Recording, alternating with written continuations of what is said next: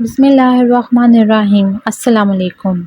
اللہ کے نام سے شروع جو بڑا مہربان اور نہایت رحم کرنے والا ہے۔ پیارے دوستو، آج ہم جس پیغمبر کے بارے میں بات کریں گے، اللہ تعالیٰ کے وہ ایسے پیغمبر ہیں جن کو سمندر میں ڈال دیا گیا اور جن کو ایک دیو ہیکل مچھلی نے نکل لیا۔ آخر آپ سے کون سی ایسی خطا سرزد ہوئی تھی جس کی وجہ سے آپ کو کئی دنوں تک مچھلی کے پیٹ میں ہی رہنا پڑا اور آپ کئی دنوں تک اس دیو ہیکل مچھلی کے پیٹ میں رہے، اور آخر کار آپ کو ایسی کون سی دعا پڑی جس کی وجہ سے اللہ تعالیٰ نے آپ کو اس آزمائش سے باہر نکال دیا اور آپ کئی دنوں کے بعد اس مچھلی کے پیٹ سے باہر آئے۔ پیارے دوستو، آج کی اس منفرد ویڈیو میں ہم آپ کو حضرت یونس علیہ السلام کی عجیب و غریب واقعے کے بارے میں بتائیں گے اور اس کی دعا کے بارے میں بھی بتائیں گے جو حضرت یونس علیہ السلام نے اللہ تعالیٰ کی بارگاہ میں مانگی تھی اور جس کے بعد اللہ تعالیٰ نے حضرت یونس علیہ السلام کی آزمائش کو دور کیا تھا۔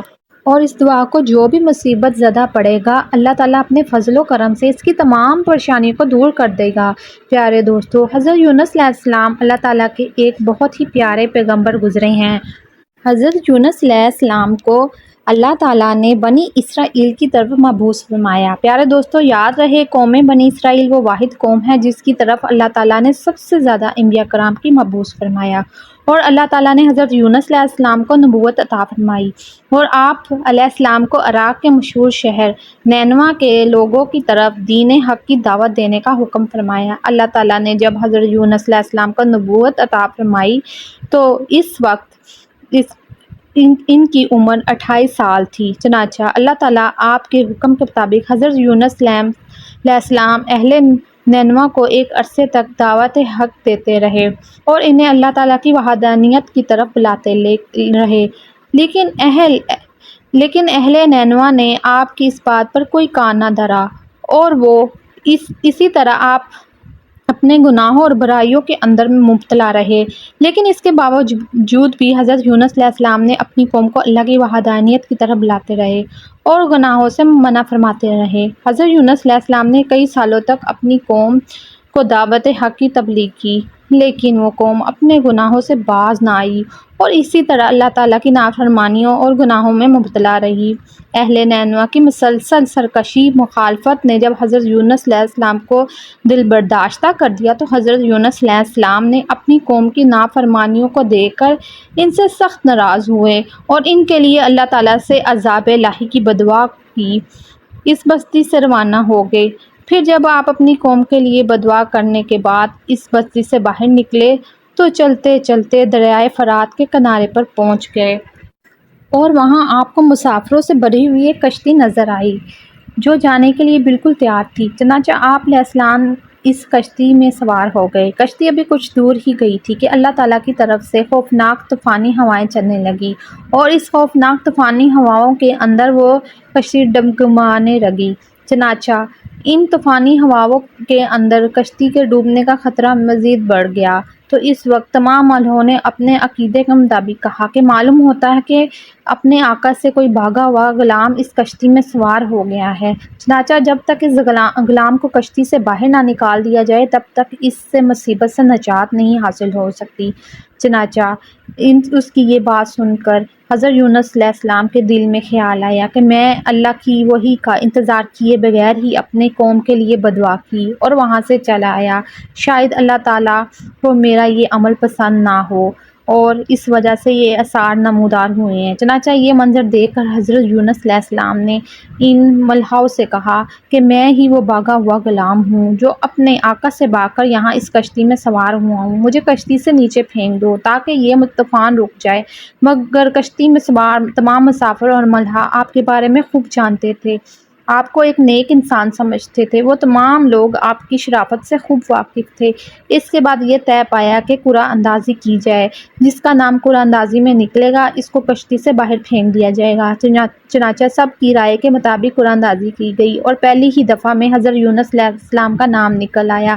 لیکن اس کے باوجود بھی تمام ملاحوں اور مسافروں کو یقین نہ آیا۔ پھر اس کے بعد دوسری اور پھر تیسری بار بھی انہوں نے قرعہ اندازی کی، مگر ہر بار حضرت یونس علیہ السلام کا ہی نام نکلتا۔ چنانچہ اس طرح مسافر اور ملاح اس بات پر مجبور ہو گئے کہ وہ حضرت یونس علیہ السلام کو کشتی سے نکال دیں۔ ابھی وہ یہ بات سوچ ہی رہے تھے کہ حضرت یونس علیہ السلام نے خود ہی کشتی سے چھلانگ لگا دی۔ تو اس وقت اللہ تعالیٰ نے ایک بہت بڑی مچھلی کو حکم دیا کہ اس مچھلی نے آپ کو زندہ نکل لیا، اور اللہ تعالیٰ کے حکم سے اس مچھلی نے آپ علیہ السلام کو صحیح سلامت اپنے پیٹ میں محفوظ رکھا۔ جب حضرت یونس علیہ السلام اپنی قوم سے ناراض ہو کر اس بستی سے چلے گئے تھے تو آپ علیہ السلام نے ان لوگوں کو عذاب الہی کی پیشن گوئی بھی کی تھی، لیکن ان لوگوں کو حضرت یونس علیہ السلام کی کسی بھی کوئی بات پر یقین نہ آیا۔ وہ لوگ کہا کرتے تھے کہ حضرت یونس علیہ السلام تو کہتے ہیں اللہ کا عذاب آئے گا، لیکن ابھی تک تو کوئی عذاب نہیں آیا، اور نہ جانے وہ عذاب کب آئے گا۔ مگر کچھ ہی دنوں کے بعد اللہ تعالیٰ کے عذاب کے اثرات نمودار ہونا شروع ہو گئے۔ چنانچہ اس طرح عذاب الہی کو دیکھ کر وہ لوگ پریشان ہوئے اور ایک دوسرے سے کہنے لگے کہ حضرت یونس علیہ السلام کی بات غلط نہ تھی، اور اب واقعی اللہ تعالیٰ کے سچے پیغمبر ہیں۔ چنانچہ ان لوگوں نے اللہ تعالیٰ کے عذاب کے اثرات کو دیکھ کر اللہ تعالیٰ کی بارگاہ میں خوب توبہ کی اور اللہ تعالیٰ کی وحدانیت پر ایمان لے آئے،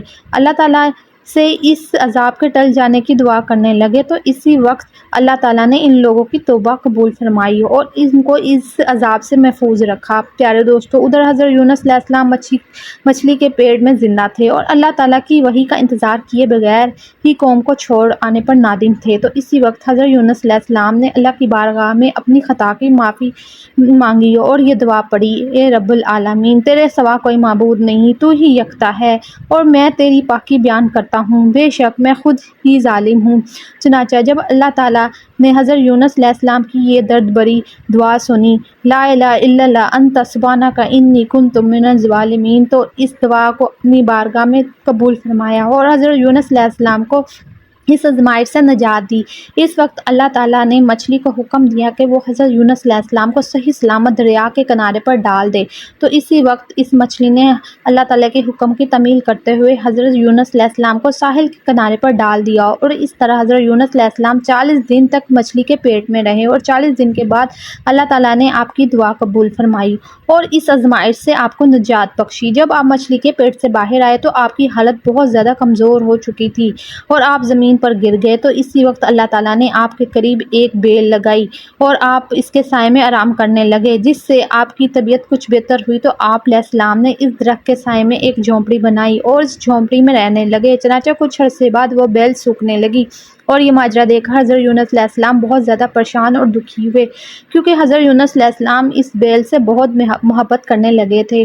تو اسی وقت اللہ تعالیٰ نے حضرت یونس علیہ السلام کی طرف ایک وحی بھیجی کہ اے یونس، تمہیں اس بیل کے سوکھنے کا تو بہت افسوس ہوا ہے، جو کہ ایک معمولی و حقیر چیز ہے، لیکن اپنی قوم کو چھوڑتے ہوئے یہ نہ سوچا کہ نینوا میں بسنے والے 1,00,000 انسانوں اور اس کے علاوہ لاتعداد حیوانوں جانوروں کو ہلاک کرنے میں ہمیں ناگواری نہ ہوتی؟ کیا ہم ان کے لیے اس سے بھی زیادہ مہربان نہ ہوتے جتنا تم اس بیل کے لیے ہوئے ہو؟ اور آپ وحی کا انتظار کیے بغیر ہی اپنی قوم کو چھوڑ کر چلے آئے۔ اے نبی کی یہ شان نہیں ہے، وہ اپنی قوم کو بدوا کر کے نفرت کی وجہ سے ان سے جدا ہونے میں جلدی کرے اور وحی کا انتظار بھی نہ کرے۔ پھر اللہ تعالیٰ نے حضرت یونس علیہ السلام کو حکم دیا کہ وہ دوبارہ نینوا جائیں اور وہاں پر رہ کر نینوا کے لوگوں کو دین حق پہنچائیں۔ چنانچہ اسی وقت حضرت یونس علیہ السلام اللہ کے حکم کے مطابق نینوا کی طرف تشریف لے گئے اور انہوں نے حضرت یونس علیہ السلام کی آمد پر بہت خوشی کا اظہار کیا۔ پھر حضرت یونس علیہ السلام نے دین کی تبلیغ حاصل کرنے لگے۔ اللہ تعالیٰ سے دعا ہے کہ اللہ تعالیٰ ہمیں بھی نیک اعمال کرنے کی توفیق عطا فرمائے، آمین۔ آپ سب کو اگر یہ کہانی اچھی لگی ہو تو شیئر کیجیے گا، میرے چینل کو سبسکرائب کیجیے، لائک کیجیے گا، اپنا بہت سارا خیال رکھیے گا۔ اللہ حافظ۔